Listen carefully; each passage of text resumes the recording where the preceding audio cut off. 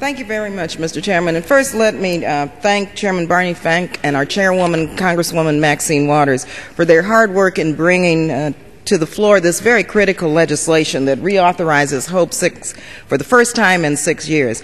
As a former member of Congresswoman Waters' subcommittee, I saw firsthand her leadership on this and so many issues to create and expand affordable housing, to promote fair housing, to improve public housing, and to support the creation of a national housing trust fund, among other initiatives. And so I know that without her expertise and the chairman's expertise and their commitment, we wouldn't be considering today this truly important Hope 6 reauthorization bill. And so I want to thank you, Congresswoman Waters and Chairman Frank, for your leadership.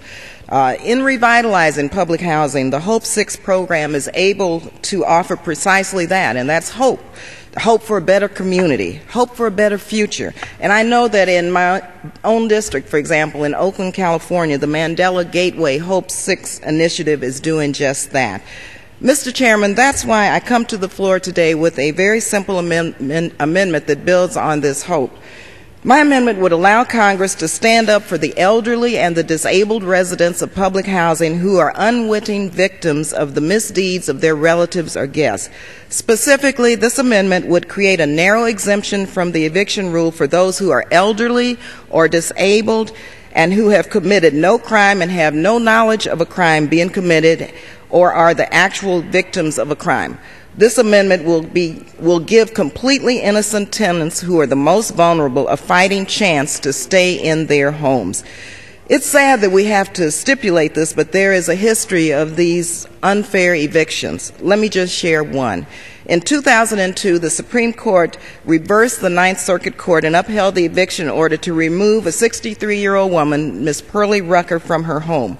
The court did so despite the fact that she had committed no crime or had any knowledge that the crime was happening. The court did so based on the criminal actions of her adult son and daughter who committed their crimes several blocks away from her home.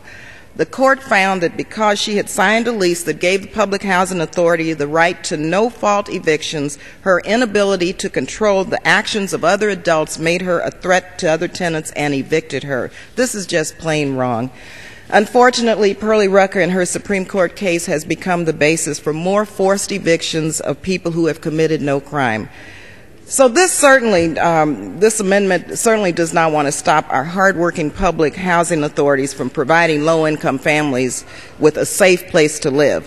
But innocent, elderly, and disabled tenants must not have their housing rights stripped from them because of the actions of other individuals away from their homes. So as such, it's especially tragic that elderly and the disabled are the most vulnerable, but are the least able to effectively control the actions of their guests, as fellow tenants should be held liable and punished for the actions of other adults.